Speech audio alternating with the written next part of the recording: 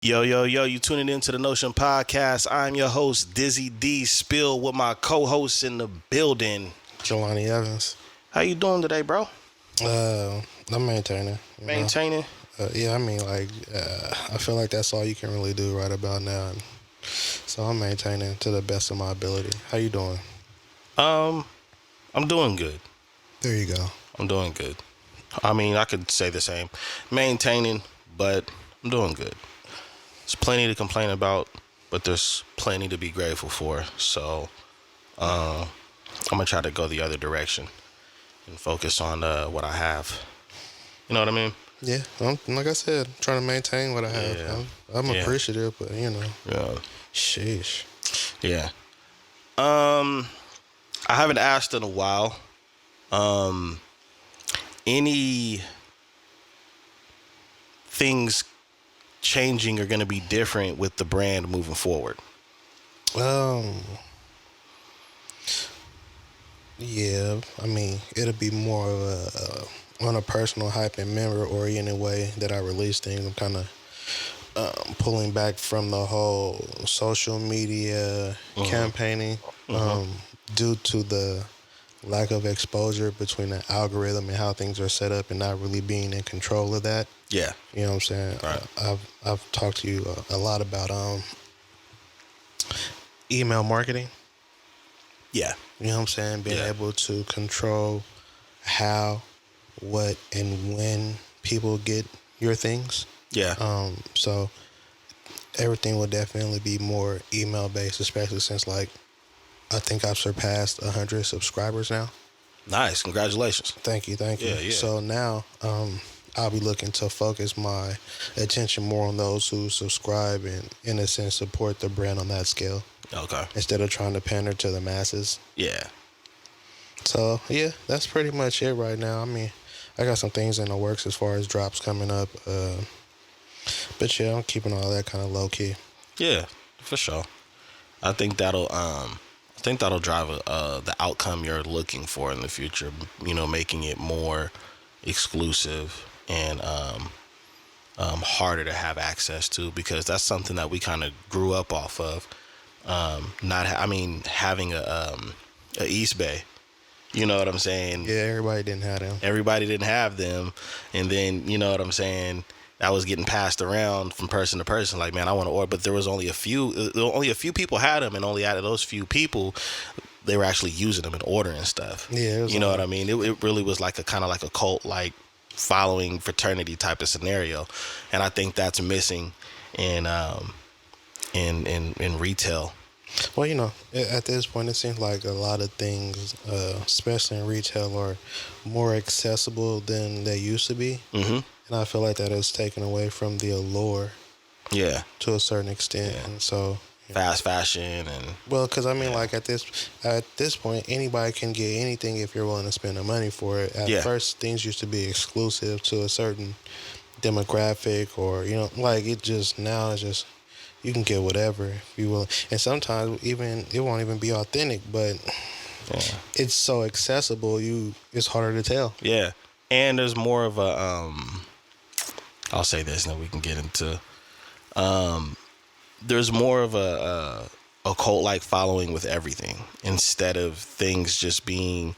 At one point, certain things were just, you had like high end, and then you kind of had like the standard, and then you kind of had low quality. But now, depending on what you label yourself as, then you just operate like that group of people, instead of being an individual that just so happens to like that brand or that designer, or the quality or the color scheme or pattern or whatever the case is. So everything is all over the place. I mean, the only example I could use, which a lot of people wouldn't understand, is like crypto. If you get it, for those that don't know about cryptocurrency, there's hundreds of coins. Oh my gosh. You know what I'm saying? And so when you look at crypto, with there being hundreds of coins, you have some people that are Bitcoin maxis. You have some people that are XRP maxis. You have some people that are XLM maxis, and the list goes on, and they are loyal to that coin.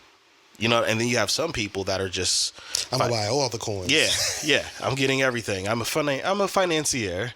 Where's my champagne?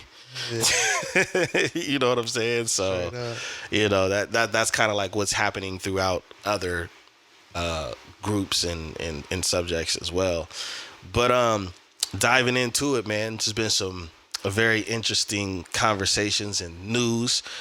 The big man Micheal Oher, for those that don't know, that's who the movie The Blind Side was about, is going through some drama with the family that is portrayed in the movie that allegedly, I say that with air quotes, adopted him. I wanted to know, before I say my piece, I wanted to know what was your take on everything that's going on. What do you see with your own eyes as what you agree with or disagree with, or what's stupid, or, you know? You must see it in my face. I don't care. I just don't care. Because at this point, it's just like we were blindsided with the whole situation. Yeah. It seemed to come out of nowhere. And how old is he? 35 plus, something like that? Yeah, he's mid-30s. Bro, like, you're just now dealing with that situation. Like, and then why is it so public? Why is it being broadcast or publicized? Is it because he's coming out with a book, so he's trying to get publicity and drive attention and energy for that? Not Like, pulling a Scottie Pippen. like, you know what I'm saying? Like, what is it? Like, what's the point? Like, why does that have to be in the public eye? Why couldn't that be something that's handled quietly? You know what I'm saying? Yeah. Then it's like, oh, he's trying to ask for or demand a certain amount of money not to go public. Like, bro, like, now you're trying to blackmail. Like, it doesn't hold much weight for me. Whatever, bro. I remember I've not never too seen the long movie. after the movie came out. I seen the movie. The movie came off like really sad, to be honest. Like, I don't know, if somebody did a Dizzy D Spill movie the way they did a Blind Side, there's gonna be some blind eyes, because there's gonna be a lot of black eyes and swollen eyes. And the reason why I say that is because when I seen the movie is like, it looks really sad. You know what I'm saying? And then not too long after the movie came out, he did speak out and say something. He said if he felt like it damaged his NFL career because the way they portrayed him in the movie was he was just this raw strength that really didn't have any football knowledge. And then here comes this family that's really into sports, and they're really a nice family, and they seen that he was going through all these different things, and they kind of cleaned him up and took him in and showed him certain things and created highlight tapes for him. And like, they really kind of portrayed it like they taught him how to play football. Like they groomed him for that. Yeah. And so he spoke out about it. And if you followed him a little bit, because I didn't know who he was until the movie came out either. I still don't. He was on, I think he was on that Ravens team that did end up winning that last Super Bowl. But he kind of still playing? No. Okay. But around that time, I mean, they won that Super Bowl years ago. But the thing is that it almost around that time where the movie was still hot and they were doing parodies and all this stuff, he kind of started bouncing from team to team. So it's almost like, well, was something exposed about him, or did people kind of like take credibility away? Like, this dude didn't even, how do you end up in the NFL? So from my take, around that time when he first spoke out about it, he said it did do some damage to his reputation as an NFL player. I mean, or he could have just been mediocre. Maybe so. I mean, regardless of like reputation, if you're talented and you're a help and a benefit to the team, you don't just get pushed off. It doesn't happen like that. Yeah. If you're not helping the team and you're a hindrance, then guess what? You get traded, you get let go, you get released. Or politics. He doesn't seem smart enough for politics. But I mean, the politics of the game, where it's like, oh, we're gonna put this person here in the, you know what I mean? It's almost like a Antonio Brown can get a ton of chances, but a Jelani Evans or a Darian Cooper make those same mistakes. We're out of the league. You know what I'm saying? But that also speaks to your talent. Yeah. Think about it. Like, if we're not as talented as an Antonio Brown, so we make the mistakes. I'm like, well, he only makes so many catches, get so many touchdowns anyway. We can move on from him. But when you have like a generational talent in Antonio Brown, you are willing to give him more chances due to the talent and what he can bring to a team. Maybe. Nah, that's what it is. He was a bum. Well, yeah, I mean, that was my take on I don't disagree with him doing something. If somebody makes finances off of my story and I don't receive a red cent about it, I want my bread. I But don't the care thing- what it is. But the thing is, I heard he got his issue, and he's still receiving checks. And what, royalties? I don't know the specifics. Yeah, because see, that could be a deception too. Like, for example, me and you do something, right? And the deal I have set up, it's totally screwing you over financially. And then I come out and I say, look, me and him go way back from the show and everything like that. He's just upset about a disagreement. He still gets paid, because you hear a lot of people say that this person still gets paid. But if we're talking royalties, that fluctuates, and that could be a very minimal amount. Say you're getting royalties, but I'm getting merchandise, I'm getting everything else, I'm getting a larger percentage as far as an ownership and what can be used for whatever content or whatever. You're going to look at it like, well, if we collaborated, why am I only getting royalties and you are the foundation of the conversation to begin with? He's in a conservatorship, so that's his issue. It sounds like I would be getting screwed in that type of situation, but I'm not in a conservatorship, so yeah, it would be an issue. For somebody who's in a conservatorship, like, how much power, say, do you have?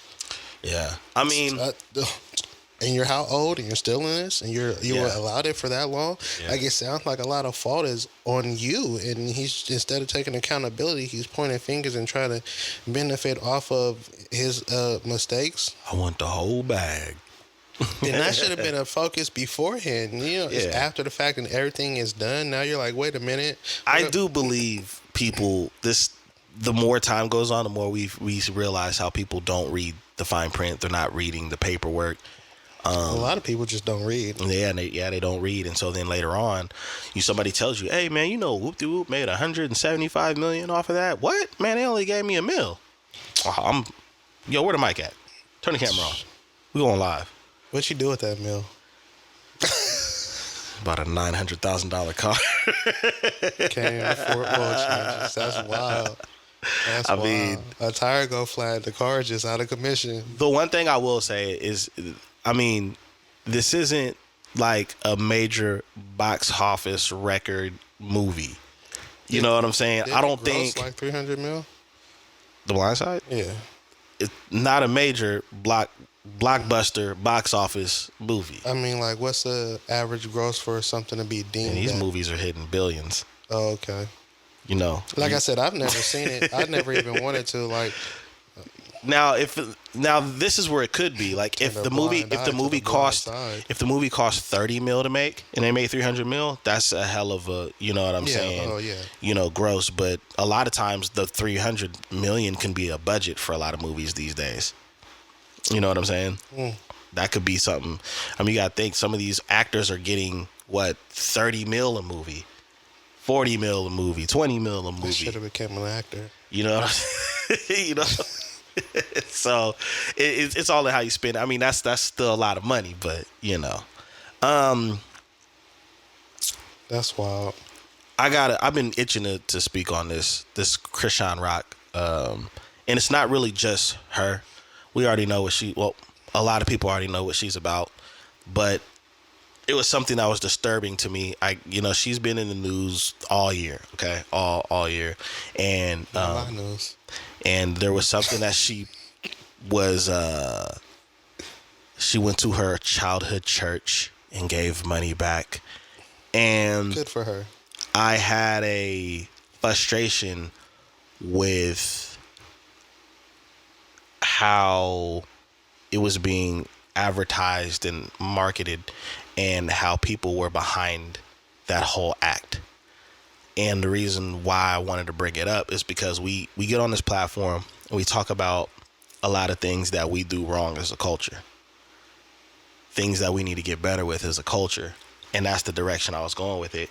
First, I didn't understand why she was being celebrated for going to church.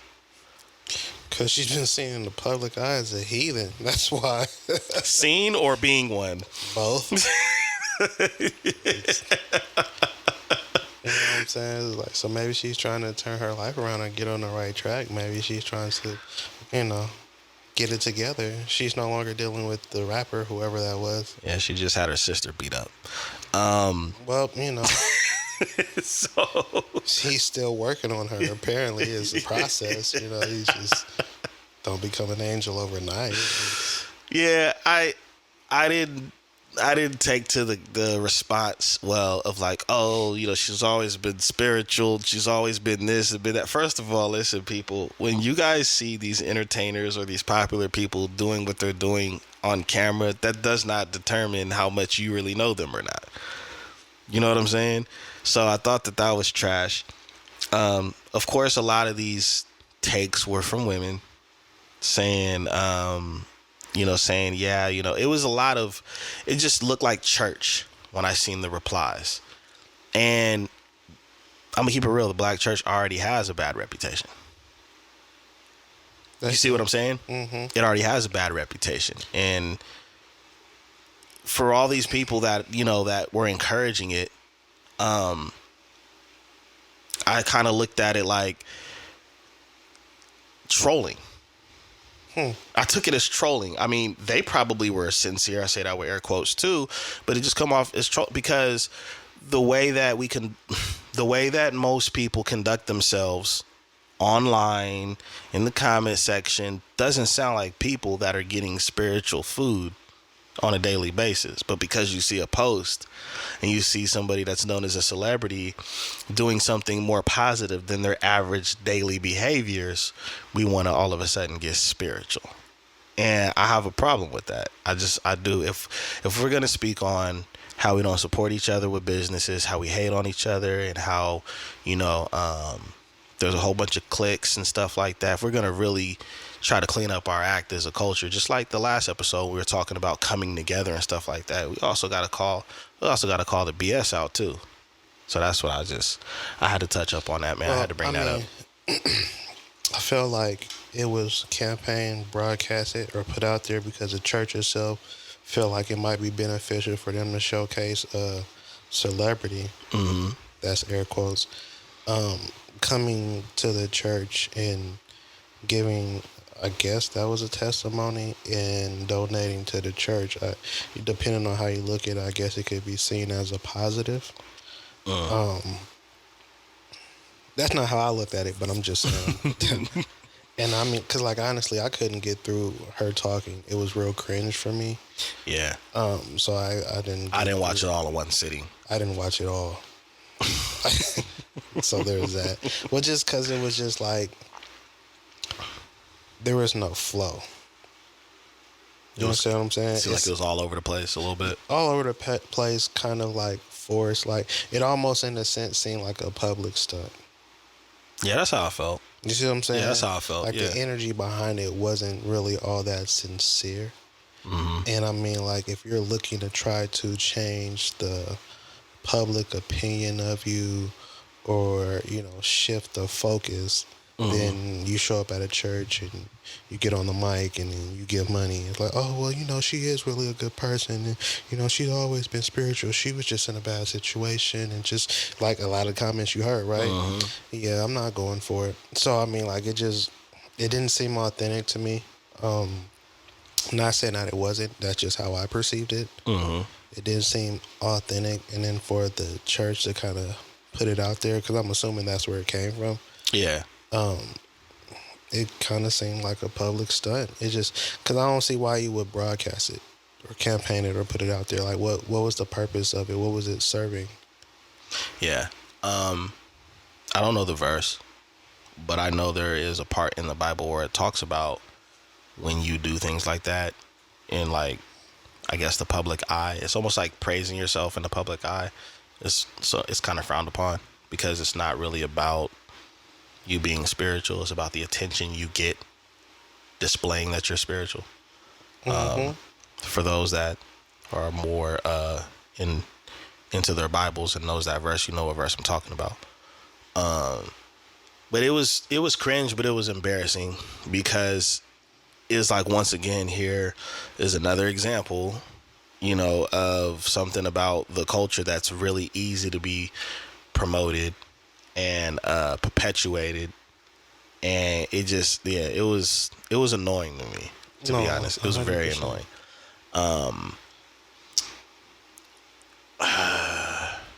the other thing too, we got it. I think I have it. Okay. I think it was Matthew 6:1-4. It says, "Beware of practicing your righteousness before other people in order to be seen by them, for then you will have no reward from your Father who is in heaven.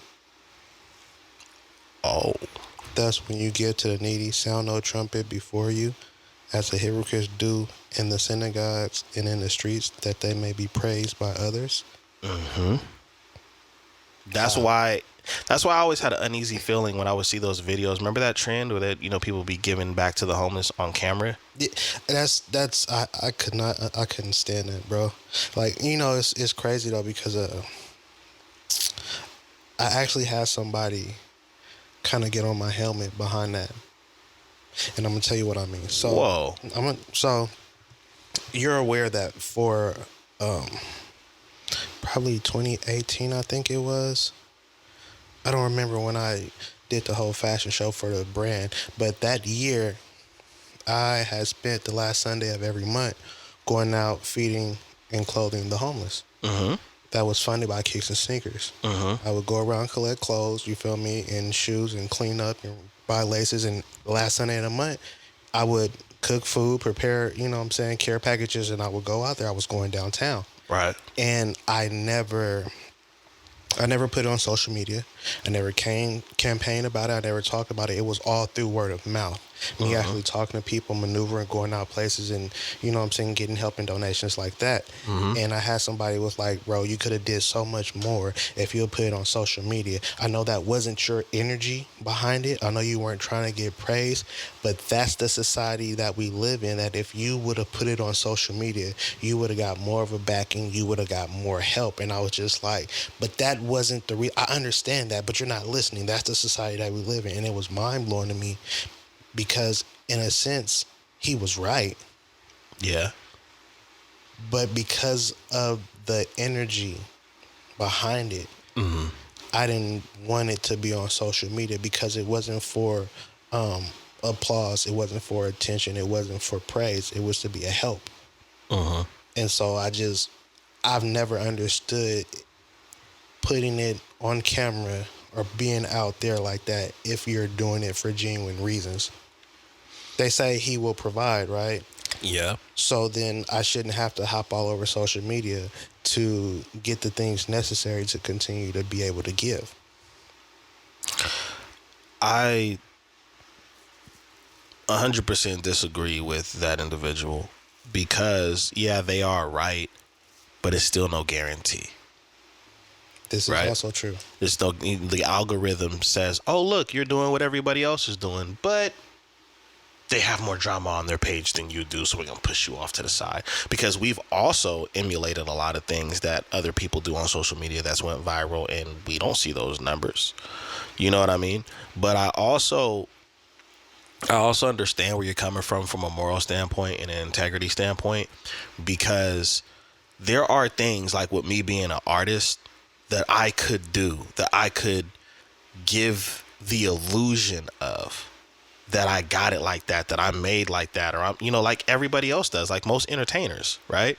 Most people that everybody believes has money can wear all the fakest stuff in the world and nobody's going to question it, but they'll question me and you in a heartbeat. So we would be the ones that would have to go buy the real to look like we're really in that lane.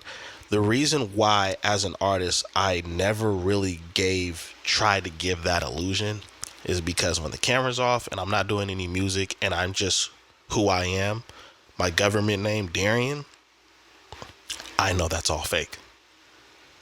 Yeah, we're not doing anything fake. I'm not in. You see what I'm saying?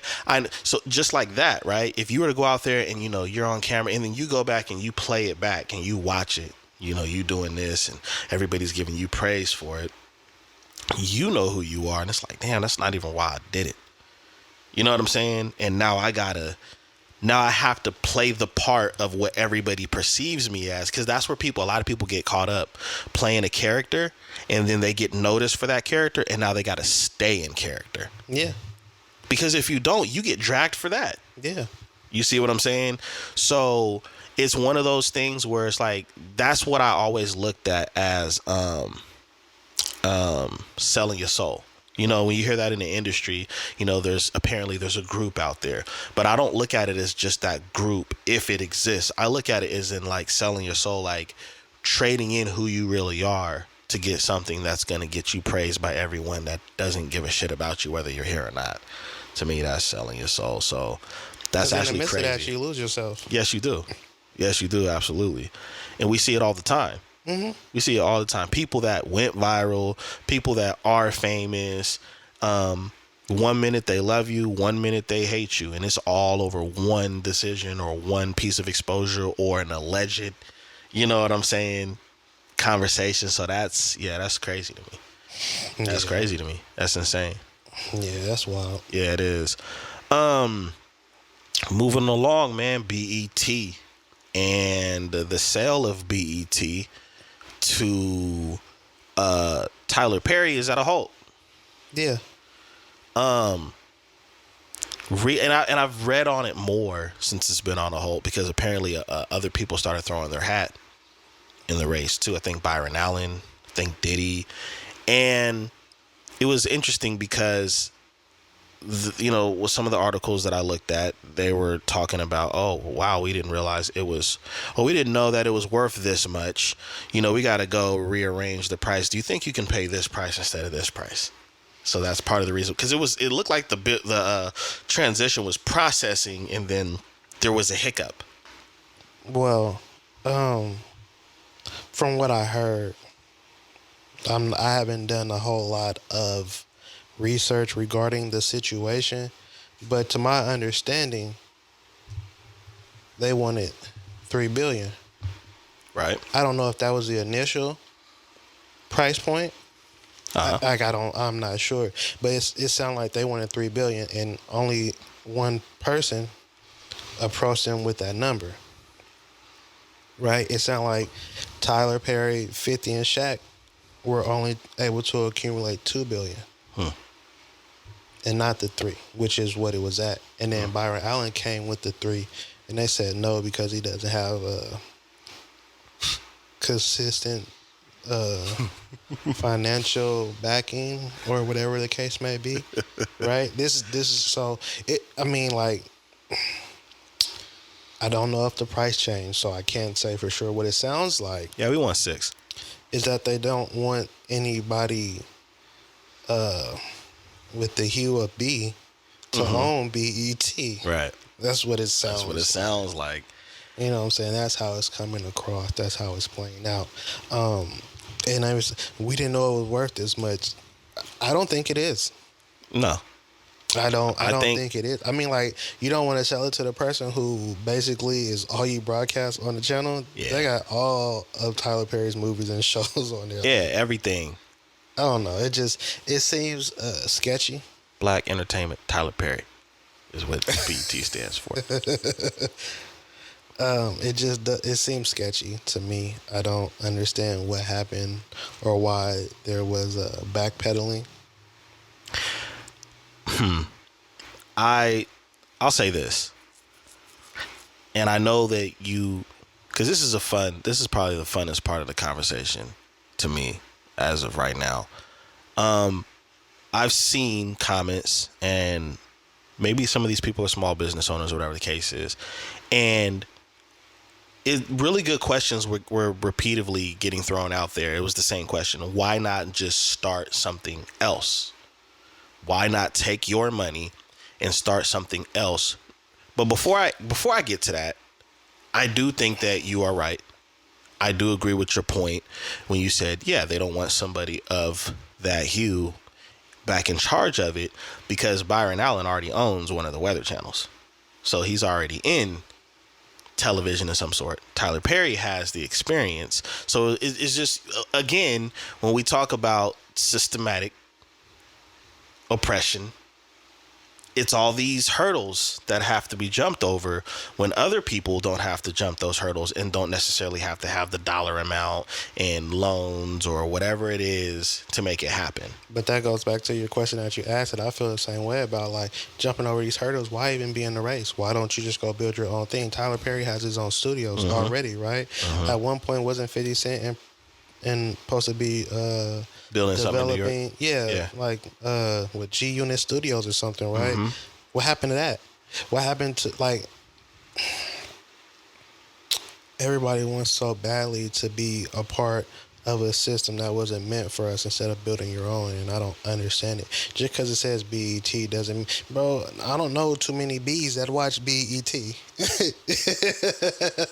Well, You understand what I'm saying? And so I'm just not understanding why it is you're trying to be a part of that or take over that. It's already lost its allure or its attention or its traction with our culture for the most part. Like, it's looked at as something of a joke because of what it is they air and how they try to pander to the cultures supposedly, but not really. I read Reginald Lewis's book, one of the first black billionaires, passed away in the 90s. And he was a venture capitalist. And it wasn't until I read that book, titled "Why Should White Guys Have All the Fun," that Wait, title what? why should all the white guys have all the fun? Oh, I like that. And basically, as as a venture capitalist, I understood why people want to buy businesses instead of starting from the ground up. One of those reasons is because operations is already set. Even if especially if it's a failing business, you already have most likely the brick and mortar location, the staff. You have the infrastructure. You have the infrastructure, trademarks, copyrights, everything. It's just transferring from one owner to another versus having to get, all these different licensing, LLCs, and all this other stuff instead of just acquiring it. Now, with that being said, I can understand that, but on the same breath, when you go through that process of acquiring and getting, and you have a better understanding of everything. Absolutely. Correct? Instead of just taking something over and then possibly being blindsided by certain things that you hadn't acknowledged because you had just taken over something instead of building something up when you know all the inner workings, what it took, what it takes, what was needed, and what you have to do to maintain and even build that out more.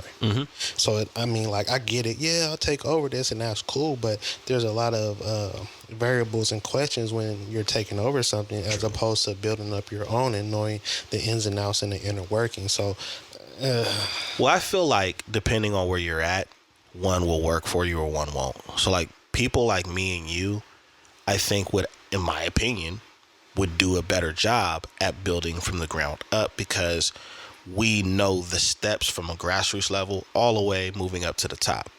Somebody that's already established, that already has a workload like Tyler Perry, he still writes everything. He has the studio he owns, all that. He might need to acquire something and like, all right, I'm gonna just put this person in charge because I trust them. Kind of like Jay-Z with Tidal and things like that. I think once you're already up there, it might be better. But if you realize that you're having a hard time getting a seat at the table, then you're going to have to take a break. You're going to have to appoint somebody to take care of affairs that you've been taking care of and operations on a daily basis and say, all right, who do I sit down with so we can make this happen for us? And build your own table. Yeah. And then we don't, and I'm not really knowledgeable of how television works, where if you want to start a channel, what obstacles you have to go through with that versus already buying something where you don't have to go through that door. So I don't know, kind of like an NFL team, right? If you're a billionaire, you would think that, hey, all right, they're selling the Washington Commanders, I'm gonna buy that. No, the teams have to approve it. All the other owners have to approve that you can buy that team. But I have the money. Yep, we still have to approve it. Oh, I'll just make my own team. Well, we have to wait and see when the next time there's going to be an expansion for a team. It's that drama. You know what I'm saying? So it's like, for me, I think that TV is cool, but it's getting phased out.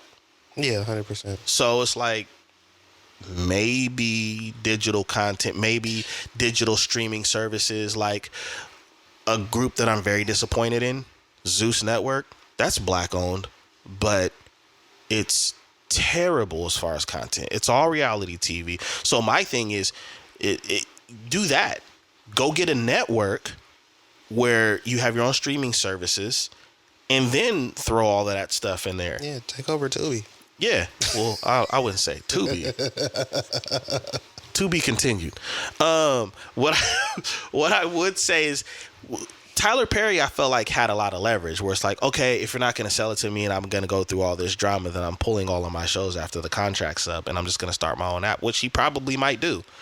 He probably might have, the Tyler Perry streaming services where he can connect with everybody, because I think cable is getting phased out. It depends on how you look at it, because it's like a lot of certain streaming apps are, in a sense, I guess you could say, dependent on cable. If you look at a YouTube TV, if you look at a Sling, you know what I'm saying? Those type of platforms that they basically use those channels that are provided by cable to, yeah, they have special shows and things that you can kind of click on and deal with, but it's pretty much based on, like, I watch YouTube TV, bro. I'm still getting commercials. I'm still getting, you know what I'm saying? Like, but you ain't paying that cable price, though. Yeah, not at all. National Geographic, you know what I'm saying? Like ESPN, I'm watching these shows that I enjoy in there, but I'm still getting the commercials. It's like watching cable. I scroll through the channels. And same thing with Sling. You know what I'm saying? So it depends on how you look at it. It's getting phased out as far as in the cable providers original way it was set up. Yeah. You know what I'm saying? Not everybody has a cable box anymore. Now people have Roku boxes. Yeah. Or you have a smart TV where all the apps are built into it. So that as well. Yeah, but I don't think there was really an L there not getting, like I said, not getting BET, because I don't ever watch it. I mean, I watched it all the time as a kid. But I don't ever watch it. Like, there's no Comic View. There's no music videos anymore. There's no great shows. It's almost like how there's no music on MTV. No. Or VH1. Any of those platforms. But the thing about it is, like, that specifically is called music television, and there's no music on the television if you're watching that channel. You see what I'm saying? Right. And then it's like, okay, it's called BET. What does that stand for? Black Entertainment Television. But how many blacks are being entertained by what it is they put on television? Y'all show Baby Boy every day, every other day. Like, nobody wants the worst version of Baby Boy, too. You know what I'm saying? Like everything that's funny is basically cut out. It's like, bro, it's like showing Juice and Tupac saying Riverside, mother sucker, and you like, you know what? I'm gonna read a book. I know for a fact Pac didn't say that. You know what I'm saying? It's just like, why does voice change? It just doesn't add up. We need to just beat up the voice actors that are doing the voiceovers. That's what we need to do. Start there. I mean, if that's how you feel. Yeah, we need a protest. Some of y'all don't need to get paid. That's protested. Just throw that out there. Shout out, though. Do you, brother? Yeah, I do think that we live in a time period where we can't be trying to get a seat at a table that ain't offering you a meal. Not even that, but just the food ain't even good over there. There's no seasoning in it. There you go. Okay, like, instead of trying to get a seat at the table, let's go do something else. Get in a different area. Like, that's something we've always been, as a culture, really good at creating. But for some reason, the creation process gets slowed down because, I deserve that. I want to be. We have this complex of being accepted by those that don't care about us as a culture. I mean, yeah. As a culture. I mean, I wish I could go back in time in my youth and do some things differently, because we've talked about the algorithm and how that affects us as far as businessmen. Maybe I should have started an app that was dedicated to this. And don't get me wrong, there's probably people out there that do have apps that are trying to rival what's going on. But, those people are probably, they don't have the resources. They don't have the exposure. They don't have the massive support in groups. You know what I mean? Yeah. And I mean, like, a lot of the time, like, I said, why they don't just go somewhere else or try. There's hurdles in that. Yeah. There's a lot of complications, and possibly there's uphill battles and pushback that they wouldn't have to deal with if they were able to just acquire something. Like you said, I get it, but in some instances you should rather go through the hurdles in the uphill battle to be in a position to have complete control. It's almost like you got to sacrifice what you want to do for what needs to be done. Like, for example, we've heard about it all the time where it's like, yeah, I was really having a hard time getting into this club. And so instead of trying to be a member, I had to create another club, which didn't allow me to be a member of anything anymore. My job was to just run the club so people didn't go through what I went through. So it's almost like maybe that needs to happen. Maybe there needs to be more of us in these networking positions and in these tech positions to be able to create platforms where we can get in the door without having to jump a whole bunch of hurdles. Nobody wants to be first anymore, though. They just want to be next. Yeah. Unfortunately. Did y'all catch that? That was nice, huh? My man threw a oop to himself. Slam dunk contest. Yeah, man. That's how you got to do it sometimes. Nah, but you're right. I mean, that's what I would say in today's time. That's what the call to action should be. You're just going to have to get together with a group of like-minded individuals and create a what table. It is that you want. Yeah. Create what you want. And there is, we talk about that uphill battle almost every week. So just understand there's going to be an uphill battle with trying to find like-minded individuals. That's probably going to be the hardest part, because once you have the like-minded individuals, then everybody can play a position. But yeah, finding those people, they're out there. Oh yeah, they're just hard to find. They're hard to find, man. It's like searching for fossils. It's difficult, man.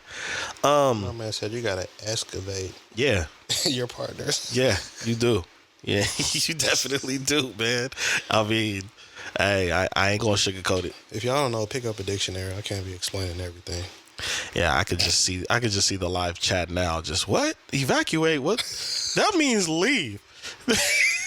Yeah, and if you misinterpreted that, maybe you should. You should leave. God, look, yo, for real.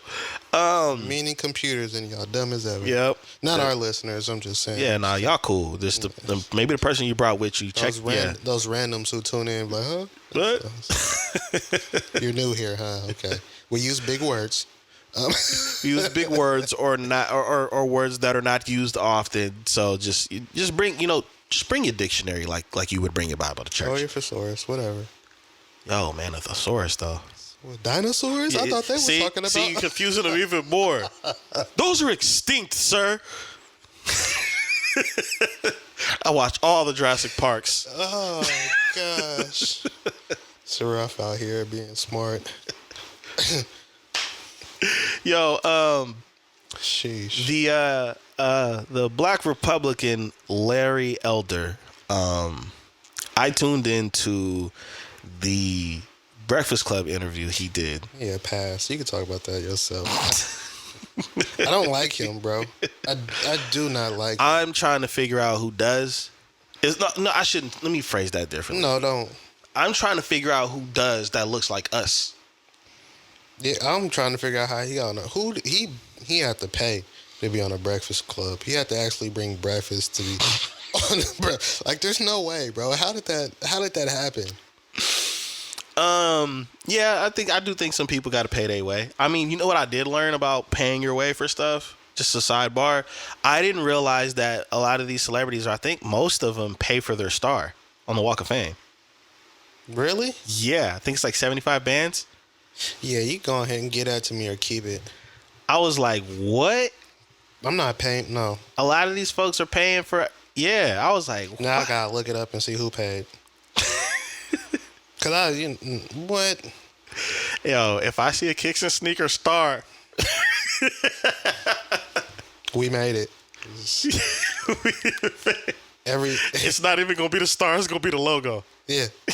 And every picture that I have on any platform, like, it's not gonna be a picture of me anymore. It's gonna be the brand inside a star. You better believe it.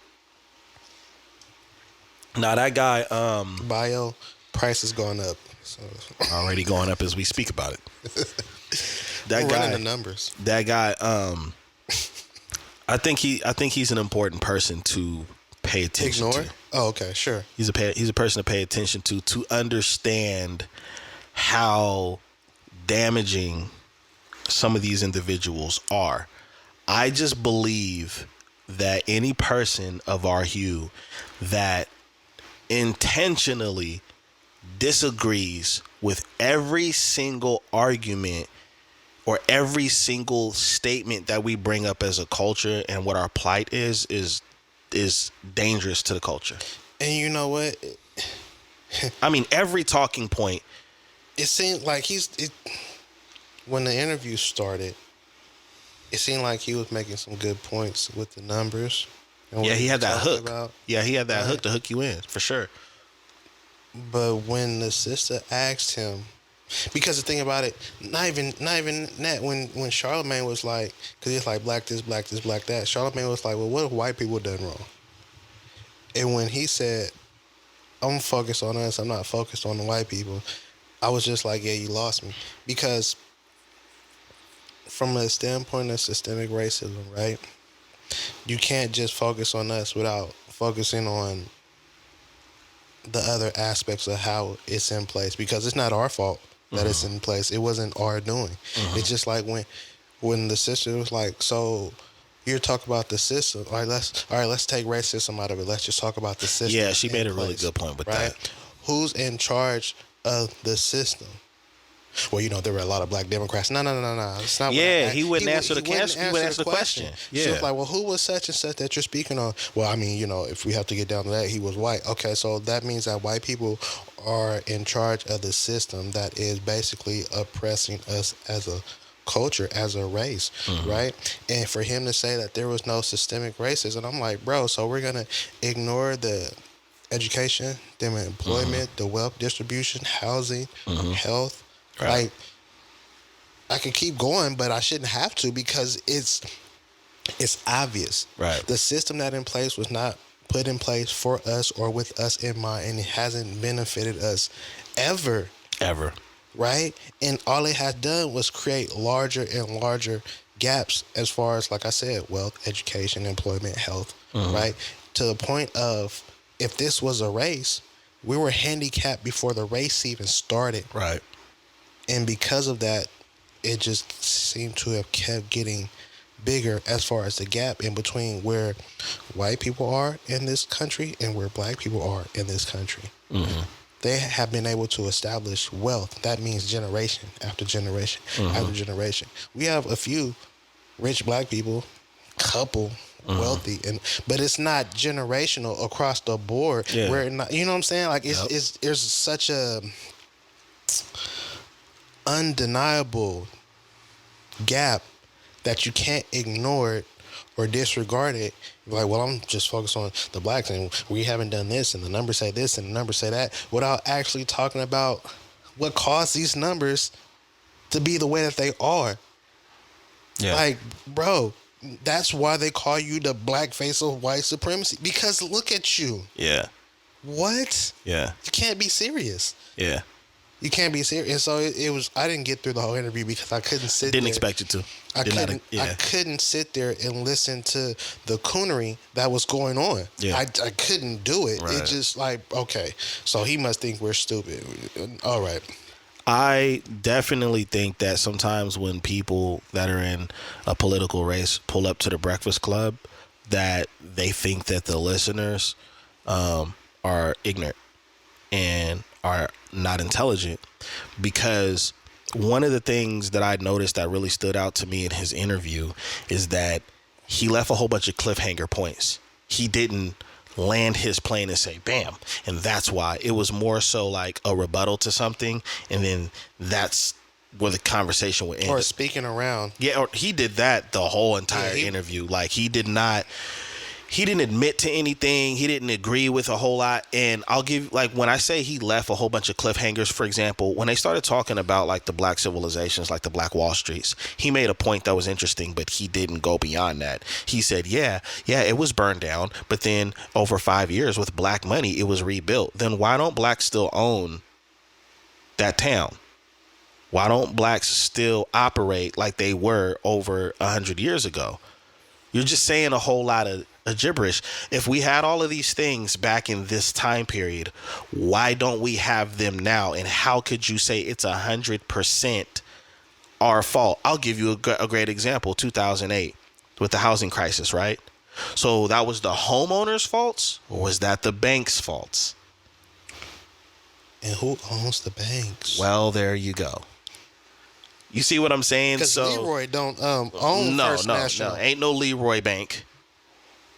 You know, it ain't no Jaquan finances. We don't own any of these things. And so, and even when people talk about like racism and goes back to using words out of context, racism and prejudice, racist, prejudice, those are two different definitions, and people need to understand when it comes to people. Are you guys listening? Racism is when you are in control of something and you are oppressing a specific group because you are in a position of power. Stop calling people racist that are not in position of power. That's prejudice. Okay? Speaking facts. That's what prejudice means. Prejudge. Okay? Gotta get to the root word. Right. So it's like, stop that. So when you hear people of our youth talk about oppression and racism, is what position of power are we in that oppress other nationalities, races, and cultures? And if you look at anything that African Americans have started, we've included other cultures. Which has been part of our downfall. Yes, it's been the biggest part of our downfall. You see what I'm saying? So just throwing that out there, so for the definitions, and I'm ready for that argument in the comments if y'all want to do that, if I got time that day. But I got time. Tag me. I'll be there. And bring your Thesaurus Rex with you.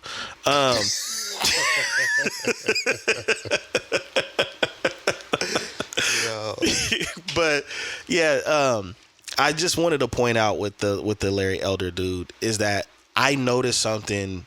I do not claim any party when it comes to politics. Left wing, right wing, it's the same bird regardless.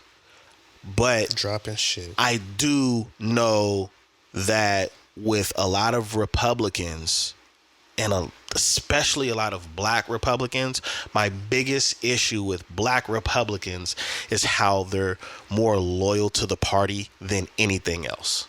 Because you don't really hear especially black Republicans like him, say anything negative about anybody in their party. Even when they were talking to him about Donald Trump, I didn't have a problem with him. Like, bro, how can we believe you if you don't believe that anybody in your party makes mistakes or has made the wrong judgment call?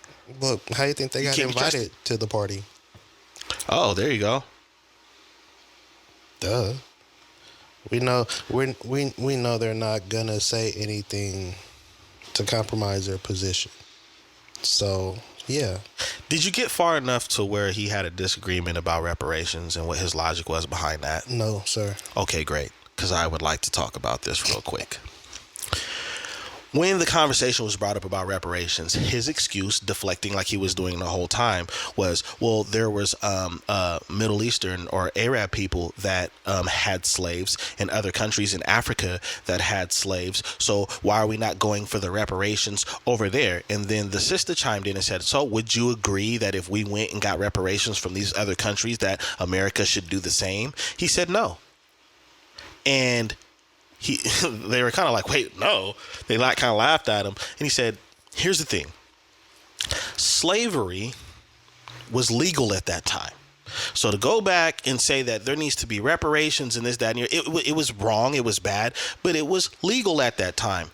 Okay, so Larry Elder, Dr. Dumbass, let me explain to you another part of reparations that you're leaving out because you're misleading a lot of black people again.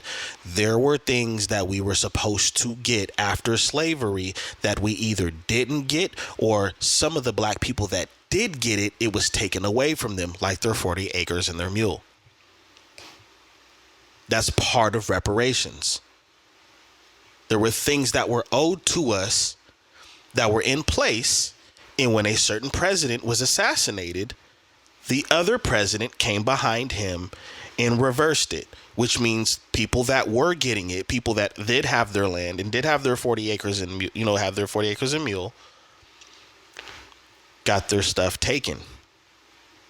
There were things called the black codes, where you weren't allowed to quit a job if you were black until they found your replacement. Or if you were caught without a job, you could be jailed for it. That's not okay. Regardless if it's legal, there were things that were done to women as far as the law was concerned. That was legal. That does not make it okay. That's why it's not okay anymore. So when we talk about what was legal, reparations, when I say the cliff that he was leaving things on, he leaves it right there as if that's where the story ended, and that, that's just the way it was. That's why I can't stand the dude. That's why I can't stand him. Well, because he's banking on people being misinformed or not doing their research. Right. And I just said details that have a whole lot more details to it. Oh no, yeah, that's stuff. Summarizing, it runs very deep. So, in the other dangerous thing that he's doing is that the people that don't look like us, that feel that way, you just empowered them even more, because look, even this black man is saying this. Even this black man agrees with this. What do you guys have to say about that? Blackish. Stained. Stained. I mean, he's probably a brother because he has sisters, but he ain't a brother. Check it out, folks. He permed his hairline. Black people don't do that. Yo, you black now, you getting bagged on. You black now, you was getting bagged on, man. You getting bagged on. I'm just saying, bro. It was really hard to watch because he was playing on, or he was hoping to be playing on the ignorance, lack of information, and those who are misinformed. Yeah. Of our hue. Like, that's what he was, it seemed like that's what he was making. Like, oh yeah, I'm finna go on this whole little rap platform and I'm finna finesse these people. It's like, nah, no, you're not. Yeah, it's not working. No, you're not. And I'm so glad that they were asking challenging questions and trying to get him to actually be specific with his answers instead of just running circles. Mm-hmm. Because he was doing this. He had his track shoes on when he came to the interview. He's actually really bad at it, because I've seen... And I didn't say it was good. Well, I want to explain how bad he is at it, because we've seen some people that are not of our hue, when talking to us, sell us some BS better than he did. We're like, whoo, that was a good answer. We still know what you about. But he just was not like... He was not good at it at all. He just... Like I said, he wasn't a brother because there was no finesse. None. Not at all. Like, at one point, he sounded like a stat sheet. How he was just like, he had the numbers memorized because that was like the basis. Yeah, everything was like either 1960 or 1990. And the percentage of... And you see what I'm saying? I'm like, what about today's percentage, dog? Why are you going off of the 90s? Like, all those people are adults now. Like... pissed. So yeah, right. You infuriate them. They have an old memory. Like, you know what? Yeah, that was some bullshit. Yeah. Exactly. Traumatizing times. Right. I will close. I like this guy. I will close with this. He was really adamant. He talked about the fathers not being in the house and all this other stuff. Like, that's the only problem. Just bring the dads back and everything's all good, So good luck to you, Nick Fury. The point that I wanted to make when he was talking about all of these different issues, and he was really adamant on driving his point about working hard. Discouraging people that work hard to work even harder when they don't get certain opportunities, mainly talking about black people.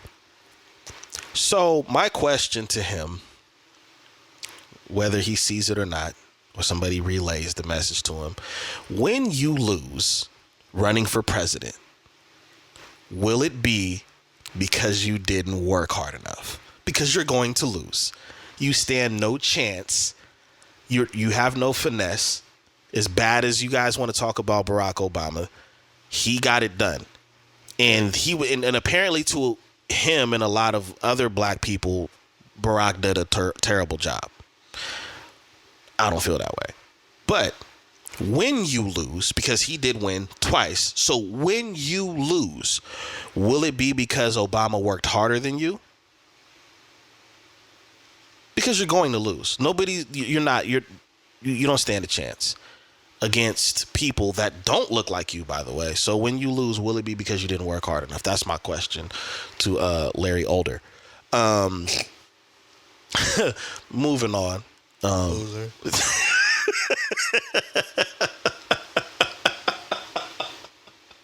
All right, he gets a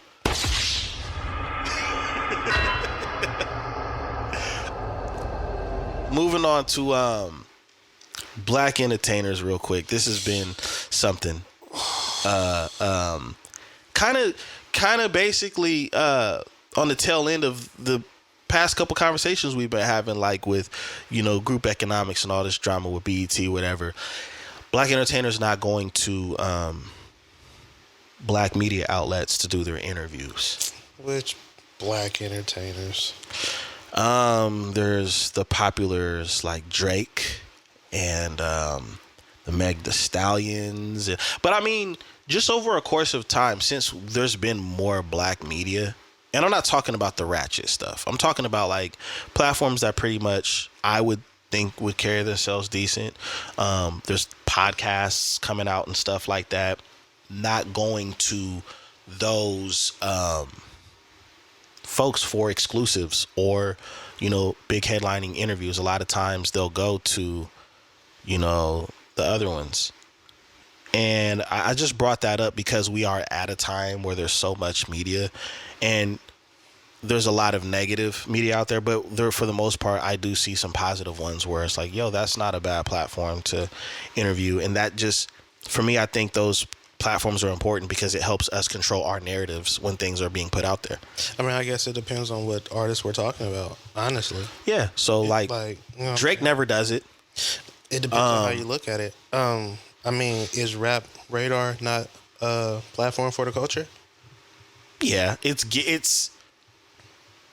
the demographic is the culture. I'd say that. So, I mean, like, the thing about it is, like, I don't see him doing a lot of interviews anyway. But the thing about it is, like, he's not so much he's a worldwide entertainer. He's not just a black entertainer. So superstar, right? Yeah, 100%. And on top of that, like, he's doing interviews where he can, in a sense, gain exposure to certain demographics or to a certain variety of individuals who might not be extremely familiar with him or looking to expand more on what it is he already does. I mean, like,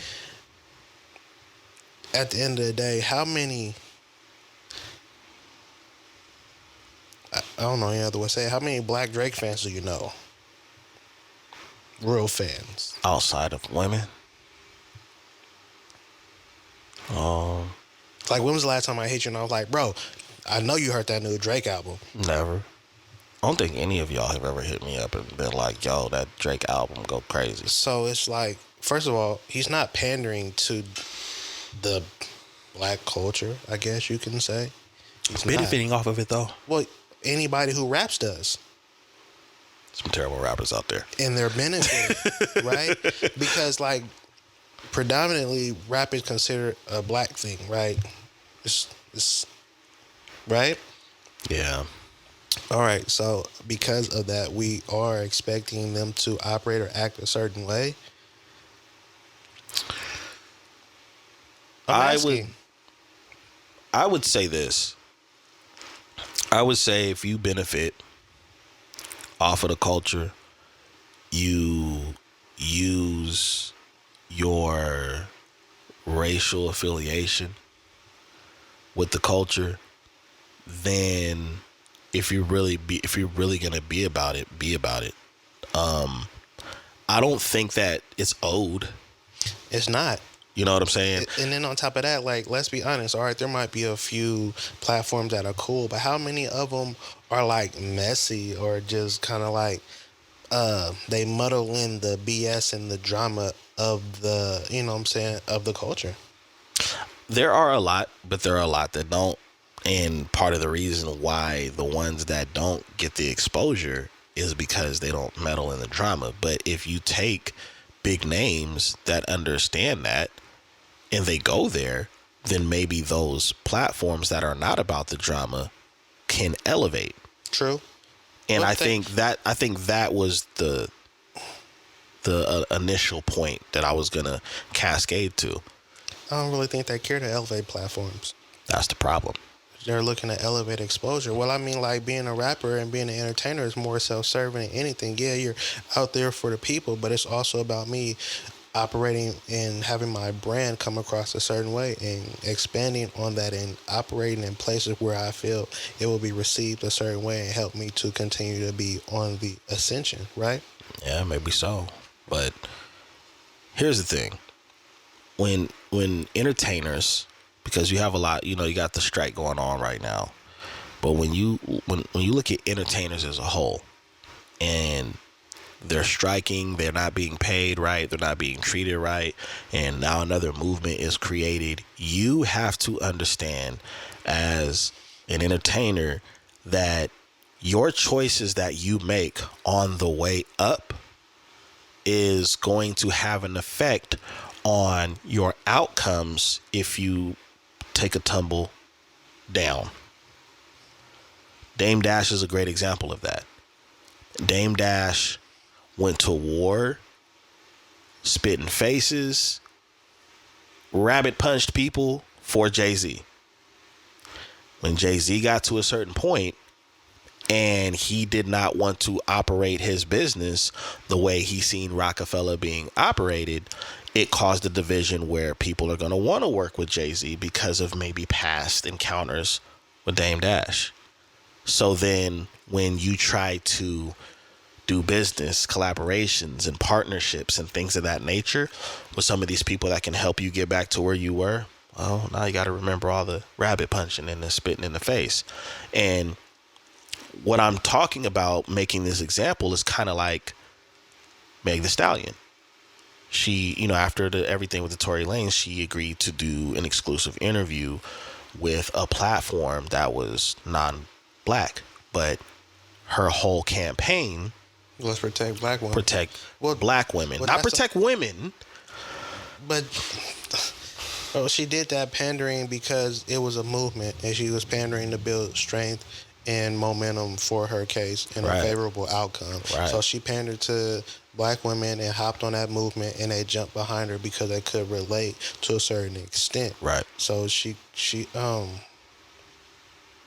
kind of manipulated the movement for a favorable outcome and to paint her in a certain light. That doesn't mean that she was an allegiance, alliance, or really about that past that point. Mm-hmm. And there were I'm sure there were a lot of women who jumped on the Protect Black Women movement behind Meg Stallion more because of the movement, who had never heard or supported her music. Right? Right. Again, that was her pandering. Right? That was her taking a situation and flipping it to make it work for her and what she had going on. Now, to paint herself in a different light, to gain exposure or to have it output a certain way, she went to a different platform that was perceived differently, that had a certain type of reach, a certain demographic, and did it there so that it can be put out a certain way. Yeah. Well, her focus, again, as an artist, her focus was more on her brand and how she was being perceived instead of aligning with where her support had been. So maybe what needs to happen is maybe some of these platforms and some of these individuals need to start focusing elsewhere. Well, I mean, if you focus just on the news and stop trying to be so supportive of individuals that before him may have not ever shown you support, interest, or energy, and that's the thing. Like, you have to you stop being biased due to the hue of an entertainer's skin in a lot of senses, right? Yeah. Because that's what gets you caught up, because you feel like there's some type of connection and there's some type of alliance or allegiance. And then you turn around and find out, oh, they're not rocking with me like that. So the energy isn't being reciprocated. Oh, you thought it was? Why? Because we're of the same hue? That's crazy. It should be, right? Yeah, it should be. But that's not how a lot of individuals, especially those in entertainment, operate. Yeah. Yeah, we have to eliminate the click mindset. Yeah. Because a lot of these people are clicked up with their brand and money, not with the people. Yeah, culture over clicks. Like people, even there's a certain disconnect between entertainers and the people who support them. You support them and you feel some type of way about them because they rap about things that make you feel some type of way. When in a lot of instances, they're not even living like that. These are just lyrics. This is just a song that you have emotion and feeling behind because you can relate to it. Now you feel like you can relate to the artist, when in actuality, y'all in two different boats. Yeah, absolutely. You in a boat, they in a yacht. Absolutely. Absolutely. You understand what I'm saying? So like, really at the beach, they ain't even in a boat. man, look, paddle boarding. All right? Stop it. Yeah. What I do like about these examples of how media or entertainers operate is that on a smaller level, on a local level, when you're looking at small business owners like ourselves, local artists like myself and others that I know, is that when you see people that are only aligned for self-gain rather than the big picture, the potential, you want to stay clear of that. You want to stay clear of that. It's even crazier because it just came to mind, like, what if them dealing with one of these, you know what I'm saying, smaller platforms or, you know, black platforms or platforms for the culture could deter partnerships, interviews, or interactions later on down the line because of who they decided to deal with. So in order to keep things open, to be able to make sure that you have a certain access, a certain reach, you do things with specific platforms that will help to improve on those opportunities. Right. Like it's more strategic when you're in the entertainment business and people really think. Yeah, your publicist is going out there trying to, you know, they're trying to get to a platform that's going to help you get a certain image that you guys are going for. But if those platforms are like, nah, we only interview these type, or we only do this, now it really forces people's hands. It changes the dynamic. It changes the culture and how everybody operates. But, you 100%. know, that's where the accountability comes in, to want to say, you know what, I'm about to take a stand. You and that A word. Calm down. Accountability. Yeah, that's right. That raises blood pressure in this day and age, doesn't it? Whoa. That accountability. Chill. Golly. Having a nice conversation. Here you go. Here you go. You were talking about accountability. Right. Huh? Yeah. Calm down. I know that word. Stop it. Accountability. I don't worry about that till the next paycheck. Leave. Not accounting people, accountability. 4-syllable words and stuff. Yeah, you wildin'. You wildin'. But yeah, man, we're gonna go ahead. We're gonna get out of there. We just had to drop some information on your mind about some things. So we're gonna get out of there. But thank you for tuning in. Thank you for the people that's been supporting and subscribing for real. This is a platform that operates differently than many others. And so we definitely want to take the time to say we appreciate those who've been there and who do give us feedback and who do leave comments. But you already know what to do. Like, subscribe, follow all the pages. If you disagree with certain talking points, you know where to meet us at in the comment section. At me. Mention me. Yeah, he's with the smoke. I'm with it too. But until next time, like I said, this is your boy, Dizzy D Spill. You've been tuning into the Notion Podcast with my co-hosts in the building, Jelani Evans. Until next time, peace.